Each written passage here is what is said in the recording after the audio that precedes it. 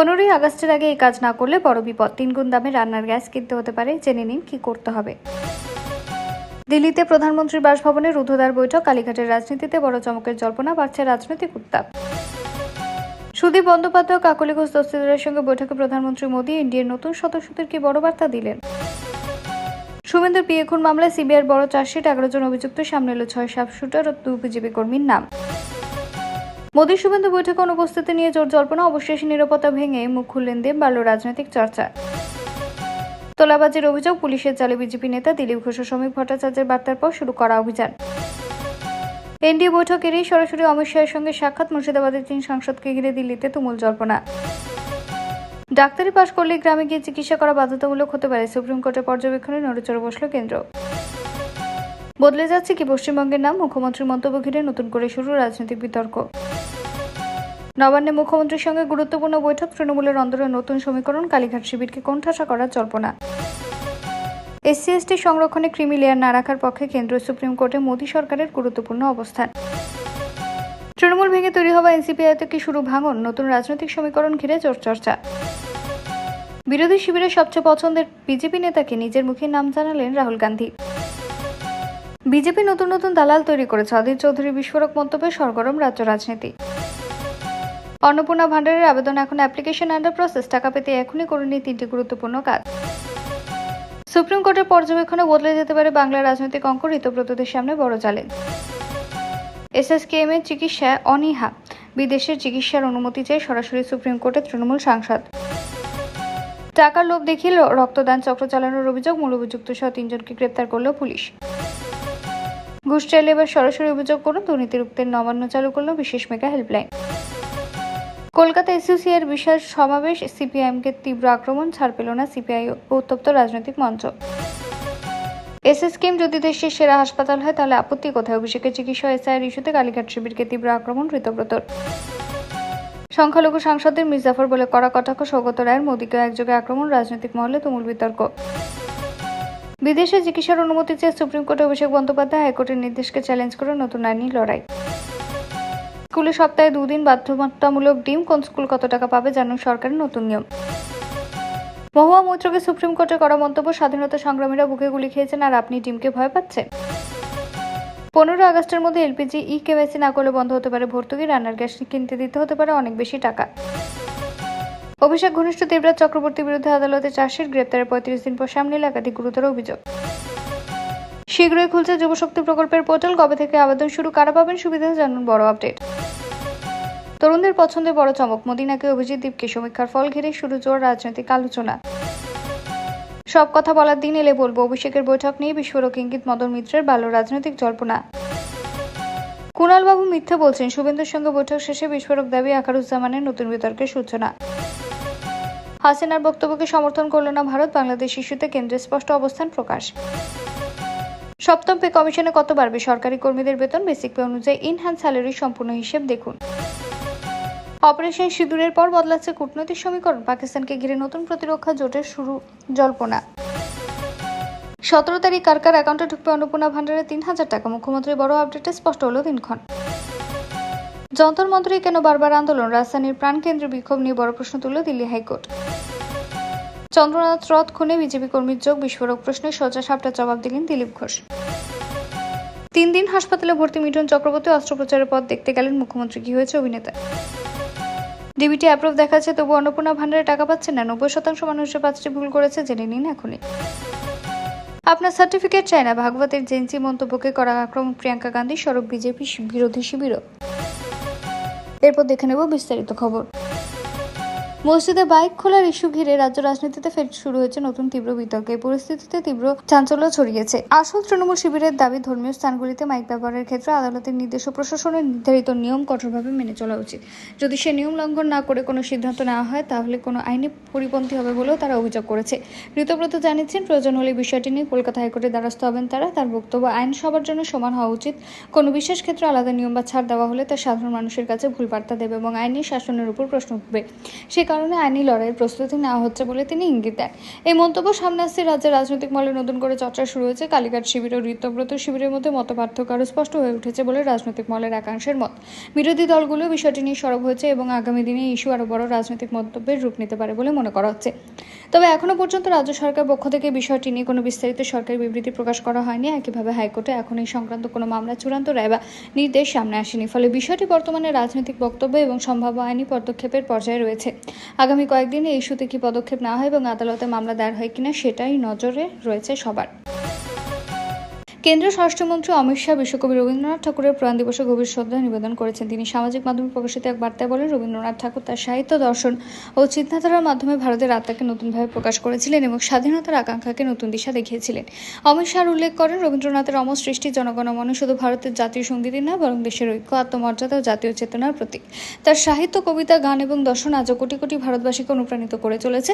তিনি বলেন, বিশ্বকবি শুধু একজন কবি ছিলেন না, বরং তিনি ছিলেন একজন দার্শনিক, শিক্ষাবিদ, সমাজ সংস্কারক এবং মানবতাবাদী। তার প্রতিষ্ঠিত বিশ্বভারতী বিশ্ববিদ্যালয় ভারতীয় সকলের জন্য এক ঐতিহাসিক সিদ্ধান্ত হয়ে দাঁড়ায়। রাজ্যে স্কুল পড়ুয়াদের নিরাপত্তা আরও জোরদার করতে স্কুল বাস ও পুলকার নিয়ে করার সিদ্ধান্তের কথা জানিয়েছে পরিবহন মন্ত্রী। সরকারের স্পষ্ট বার্তা, নিরাপত্তা সংক্রান্ত নিয়ম না মানলে কোনো রকম ছাড় দেওয়া হবে না এবং প্রয়োজনে কঠোর প্রশাসনিক ব্যবস্থা নেওয়া হবে। নতুন নির্দেশ অনুযায়ী 15 বছর বেশি পুরনো কোনো গাড়ি স্কুল পড়ুয়াদের আনা নেওয়ার কাজে ব্যবহার করা যাবে না। এছাড়া প্রতিটি গাড়ির বৈধ ফিটনেস সার্টিফিকেট, রেজিস্ট্রেশন, পারমিট, বীমা ও অন্যান্য প্রয়োজনীয় নথি বাধ্যতামূলকভাবে বৈধ থাকতে হবে। কোনো গাড়ির কাগজপত্রে ত্রুটি ধরা পড়লে বা ফিটনেস না থাকলে সে গাড়িকে ছাত্রছাত্রী পরিবহনে ব্যবহার করতে দেওয়া হবে না। পরিবহন দপ্তর জানিয়েছে, শুধু স্কুলের নিজস্ব বাস নয়, বরং বেসরকারি পুলকার ও ভাড়া চলা গাড়ির ক্ষেত্রে একই নিয়ম থাকবে। জেলা প্রশাসন ও পরিবহন দপ্তরকে নিয়মিত নজরদারি চালানোর কথা দেওয়া হয়েছে। অর্থাৎ অনিয়ম ধরা পড়লে জরিমানা, গাড়ি বাজেয়াপ্ত বা চলাচল বন্ধের মতন পরিস্থিতি আসতে পারে। সরকারের এই সিদ্ধান্তের মূল উদ্দেশ্য হল স্কুল পড়ুয়াদের নিরাপদ যাতায়াত নিশ্চিত করা। অতীতে স্কুল পুলকার দুর্ঘটনায় শিশুদের মৃত্যুর ঘটনার পর থেকে নিরাপত্তা ব্যবস্থা আরও কঠোর করার দাবি উঠেছিল। সেই প্রেক্ষিতে এবার পুরনো ফিটনেসবিহীন গাড়ির বিরুদ্ধে কঠোর অবস্থান নেওয়া হয়েছে। পরিবহন মন্ত্রী সকল স্কুল কর্তৃপক্ষ, পুলকার মালিক ও পরিবহন সংস্থাকে দ্রুত নিজেদের গাড়ি নথিপত্র ও ফিটনেস পরীক্ষা নেওয়ার আহ্বান জানিয়েছে। সরকারের বক্তব্য, ছাত্রছাত্রীদের নিরাপত্তার সঙ্গে কোনো রকম আপোষ করা হবে না এবং নিয়ম ভঙ্গকারীদের বিরুদ্ধে কঠোর আইনানুগ ব্যবস্থা নেওয়া হবে। মুখ্যমন্ত্রী অন্নপূর্ণা যোজনা নিয়ে বড় আপডেট দিয়েছেন। তিনি জানিয়েছেন, আগামী 17ই আগস্ট থেকে অন্নপূর্ণা যোজনার প্রথম কিস্তি 3000 টাকা উপভোক্তাদের ব্যাংক অ্যাকাউন্টে পাঠানো শুরু হবে। তবে এই টাকা সবাই একসঙ্গে পাবেন না। যাদের আবেদনপত্রে যাদের সম্পূর্ণ হয়েছে তাদের অ্যাকাউন্টে প্রথমে টাকা জমা হবে।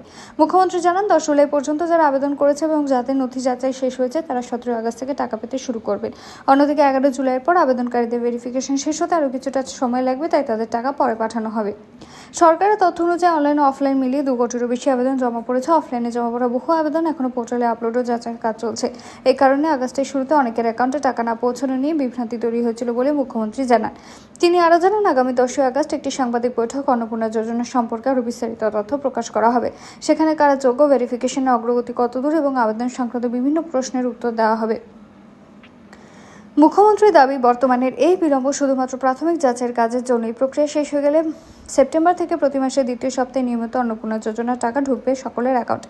পাশাপাশি তিনি সতর্ক করে বলেন, এই প্রকল্প নিয়ে ভুয়ো খবর বা বিভ্রান্তিকর তথ্য ছড়ানো হলে প্রয়োজনীয় আইনগত ব্যবস্থা নেওয়া হবে। রাজ্যে যুবশক্তি ভরসা কার্ড প্রকল্পের আবেদন পোর্টাল খুব শীঘ্রই চালু হতে পারে। সরকারের বাজেট ঘোষণায় জানানো হয়েছিল, দুর্গাপুজোর আগে প্রকল্পটি চালু করার লক্ষ্য রয়েছে।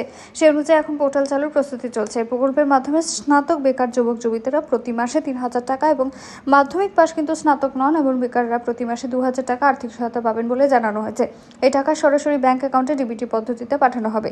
প্রতিবেদনে আরও বলা হয়েছে, আবেদন শুরুর আগে সরকার যোগ্য আবেদনকারীদের যাচাইয়ের জন্য সমীক্ষা চালাতে পারে। এই পুরো প্রক্রিয়া যুব কল্যাণ দপ্তরের তত্ত্বাবধানে হবে। যুব কল্যাণ মন্ত্রী জানিয়েছেন, কর্মসংস্থান না হওয়া পর্যন্ত বেকার যুবক যুবতীদের পাশে থাকার লক্ষ্যে এই প্রকল্প চালু করা হবে।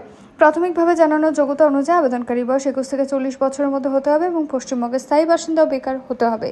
আবেদন করার সময় আধার কার্ড, ভোটার কার্ড, ব্যাংক অ্যাকাউন্টের তথ্য, শিক্ষাগত যোগ্যতা শংসাপত্র, জন্ম তারিখের প্রমাণ, ছবি এবং অন্যান্য প্রয়োজনীয় নথি লাগতে পারে। তবে সরকার এখনও চূড়ান্ত নথির তালিকা প্রকাশিত করেনি। সবচেয়ে গুরুত্বপূর্ণ বিষয় হলো, এখনও আবেদন প্রক্রিয়া আনুষ্ঠানিকভাবে শুরু হয়নি। সরকার পোর্টাল চালুর নির্দিষ্ট তারিখ ঘোষণা করেনি। পোর্টাল চালু হলেও অনলাইনে আবেদন গ্রহণ শুরু হবে এবং কখনই বিস্তারিত নির্দেশিকা প্রকাশ করা হবে। তাই আবেদনকারীদের সরকারি ঘোষণার দিকে নজর রাখার পরামর্শ দেওয়া হয়েছে। কেন্দ্র সরকার সুপ্রিম কোর্টে জানিয়েছে যে তফসিলি জাতি ও তফসিলি জনজাতির সংরক্ষণে ক্রিমিলিয়ার নীতি প্রয়োগ করা উচিত নয়। সরকারের যুক্তি শুধুমাত্র আর্থিকভাবে উন্নত হওয়া মানেই সামাজিক বৈষম্য বা ঐতিহাসিক বঞ্চনা শেষ হয়ে যায় না। তাই সংরক্ষণের ভিত্তি অর্থনৈতিক অবস্থা নয়, বরং দীর্ঘদিনের সামাজিক বৈষম্য ও বঞ্চনা। সুপ্রিম কোর্টে জমা দেওয়া হলফনামায় কেন্দ্র বলেছে, ওবিসি সংরক্ষণে ক্রিমিলিয়ার নীতি প্রযোজ্য হলেও এসসি ও এসটির ক্ষেত্রে একই নীতি প্রয়োগ করা সাংবিধানিকভাবে উপযুক্ত নয়। কারণ এই দুই সম্প্রদায়ের মানুষ ঐতিহাসিকভাবে যে সামাজিক বৈষম্যের শিকার হয়েছেন তা কেবল আয় ও অর্থনৈতিক অবস্থার ভিত্তিতে বিচার করা যায় না। সরকার আরও জানিয়েছে, সংরক্ষণের মূল উদ্দেশ্য হল ঐতিহাসিকভাবে বঞ্চিত সম্প্রদায়গুলিকে সমান সুযোগ করে দেওয়া। কোনো ব্যক্তি আর্থিকভাবে উন্নত হলেও তিনি সামাজিক বৈষম্য বা জাতিগত পরিচয়ের কারণে বৈষম্য মুখোমুখি হতে পারেন। তাই শুধু অর্থনৈতিক মানদণ্ডের ভিত্তিতে এসসি এসটি সম্প্রদায়ের একটি অংশকে সংরক্ষণের বাইরে রাখা উচিত নয়। এই মামলায় কিছু আবেদনকারী দাবি করেছিলেন, ওবিসির মতো এসসি এসটি সংরক্ষণও ক্রিমিলিয়ার নীতি চালু করা হবে এবং তুলনামূলকভাবে সচ্ছল পরিবারগুলিকে সংরক্ষণের সুবিধা থেকে বাদ দেওয়া হোক। তবে কেন্দ্র সে দাবির বিরোধিতা করে বলেছে, বিদ্যমান আইন ও সুপ্রিম কোর্টের পূর্ববর্তী রায় অনুযায়ী ক্রিমিলিয়ার নীতি মূলত ওবিসি শ্রেণীর ক্ষেত্রে প্রযোজ্য।